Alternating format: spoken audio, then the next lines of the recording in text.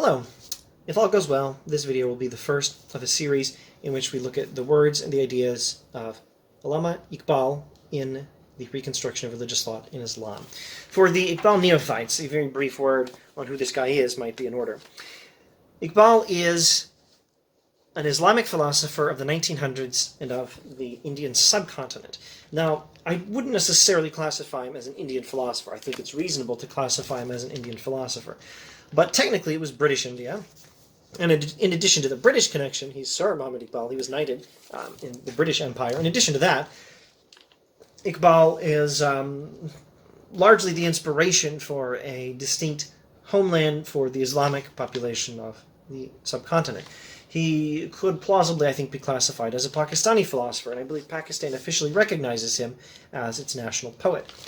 So, other than subcontinent Islamic philosopher 1900s, I'm not really sure how to classify Iqbal. Now, speaking of that poetry, let me also state two disclaimers before we begin. First disclaimer, I am not the ideal Iqbal scholar. I'm not sure who is. If anyone is, well, it's certainly not me. It would have to be someone who is skilled at reading poetry and philosophy in 3 different languages, and those languages would be, if I'm getting all this right, the philosophy in English, some other philosophy in Persian, some poetry in Persian, and some poetry in Urdu. You'd have to be able to read all that in the original language, preferably, to be the ideal Iqbal scholar. Plus, you'd have to be as knowledgeable as Iqbal is with many or most or all of the sources he cites. And there are so many sources he cites. One thing I can contribute is interpreting Iqbal with some attention to some of the Western philosophers he's interacting with, such as William James and Kant. One thing I cannot do is properly interpret Iqbal with reference to some of his other sources. Some of those are even Western ones I've never properly studied myself. I've never properly studied Bergson or Josiah Royce. And there are any number of other Western philosophers here, some of whom I know well enough, and some I might not know well at all. Also, they're scientists. He references Einstein, Newton, and various others. So I know the Kant and the William James and the Augustine well enough. I do not know some of the other Western thinkers. And then when you look at some of the other thinkers, sometimes I don't know them either. Sufi poets. Rumi is a significant influence on this book. Rumi, the Sufi poet. Other Islamic characters, like Islamic philosophers like Al-Ghazali, Ibn Sina, Ibn Rushd, or using westernized names, Avicenna or Averroes. All these people are in the background of this book, and I am not sufficiently knowledgeable of every background source of this book to be the ideal Iqbal interpreter. I can contribute something, and I intend to, and I hope it's helpful for some viewers. Also, it's appropriate to just put it this way. I, like many of us, possibly all of us, am still learning, people like Iqbal.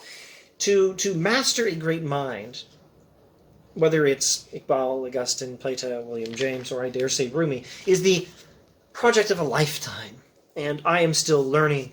I myself am still learning most or all of the great minds. I don't think I've mastered a single great mind I've been studying. I'm just trying to learn as much as I can in the few years I have. All right. One more disclaimer. Any number of philosophers, and some people who are more important than philosophers, like King David in the Bible, have done some terribly wrong things, and I still read them.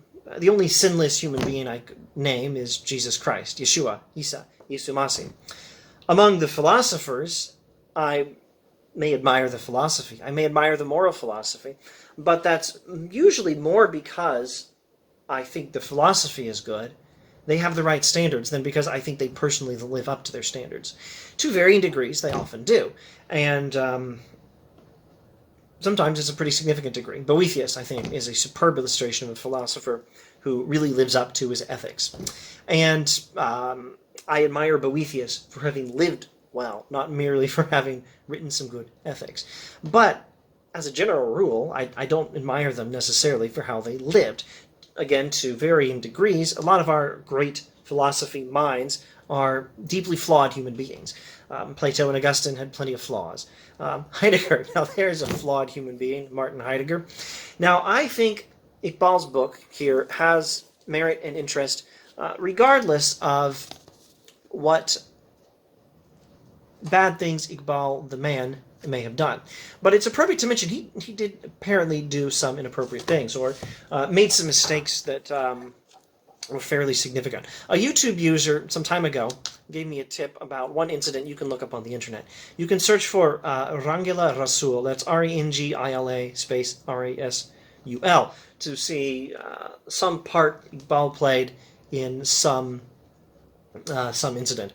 I'm not sure it's as bad as Heidegger, but it's a problematic thing. I also remember vaguely reading something myself where Iqbal touted some policy toward the Ahmadis that I don't approve of.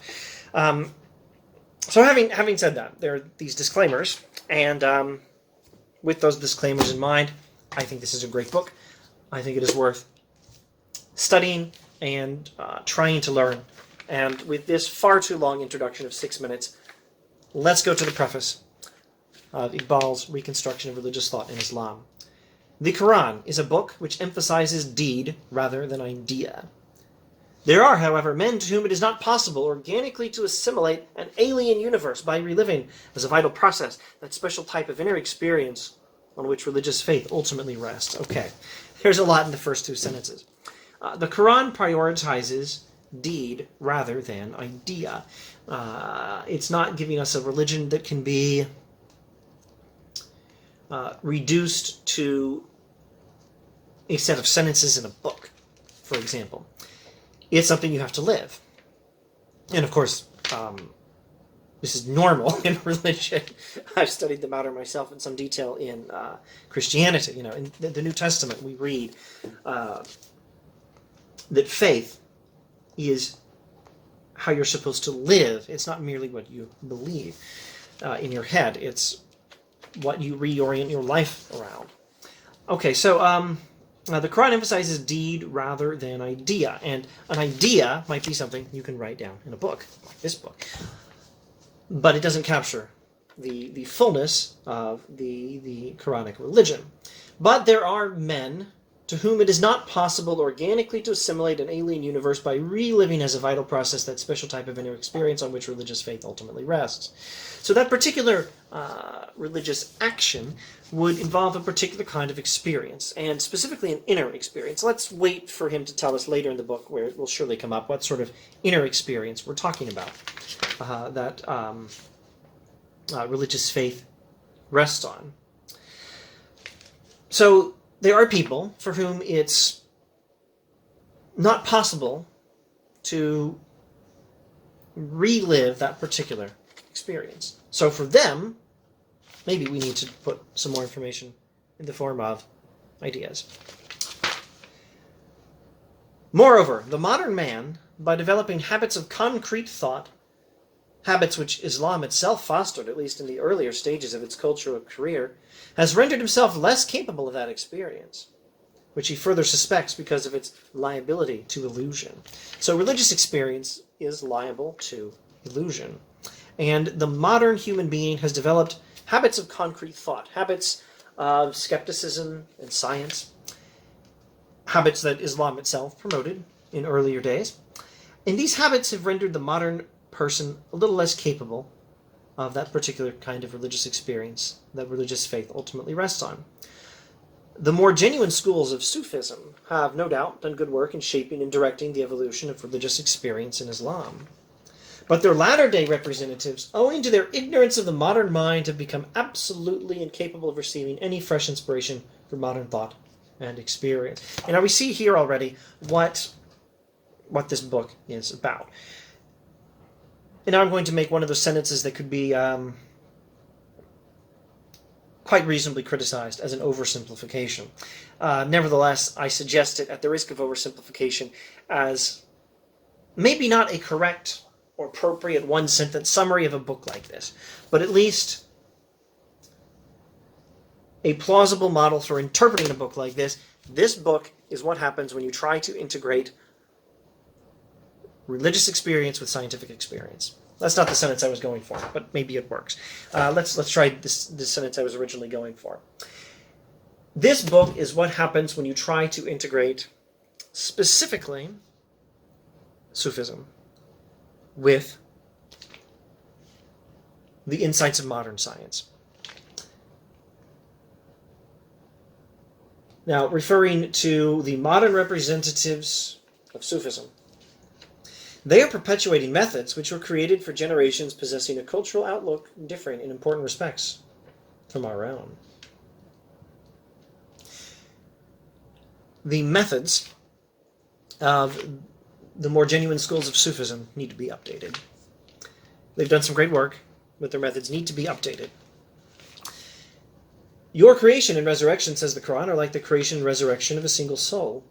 A living experience of the kind of biological unity embodied in this verse requires today a method physiologically less violent and psychologically more suitable to a concrete type of mind. We need a method for religious experience that's suitable for a concrete type of mind. Well, maybe that's not self-explanatory. We need a religious method that is appropriate for the modern mind with its habits of concrete thought involving science and skepticism, in a religious method that's appropriate for the modern mind, which also gets us back towards that particular kind of religious experience that religious faith ultimately rests on. In the absence of such a method, the demand for a scientific form of religious knowledge is only natural. In these lectures, which were undertaken at the request of the Madras Muslim Association and delivered at Madras, Hyderabad, and Aligarh, I have tried to meet, even though partially, this urgent demand by attempting to reconstruct Muslim religious philosophy with due regard to the philosophical tradition of Islam and the more recent developments in the various domains of human knowledge. Okay, so we're interested in a more scientific form of religious knowledge. He's trying to do it for us. He's trying to give us a more scientific form of religious knowledge. Or at least begin the work of giving us a more scientific form of religious knowledge. And it's supposed to give due regard to the philosophical tradition of Islam and also to the more recent developments in the various domains of human knowledge. So, in particular, that means science. So again, at the risk of oversimplification, let me suggest sort of one-sentence summary that might nicely summarize this book, or at least might be a useful model for interpreting the book until you find a better model, which incidentally is a common thing, which I learn to say to my students sometimes. If I'm doing any good here, then here's what you can do with what I say about a great philosopher. Take it as a model for interpreting the philosopher, and use it until you find a better one. You may find a better one. You may find a better scholar, or you may, if you have time and ability, study the sources for yourself. I don't often recommend trusting what I say about the sources. I recommend reading the sources themselves. And you may find there's something wrong with my model for interpretation. It's entirely possible. All right, what was I saying about the text? Oh yes, I was going to give that model for interpretation.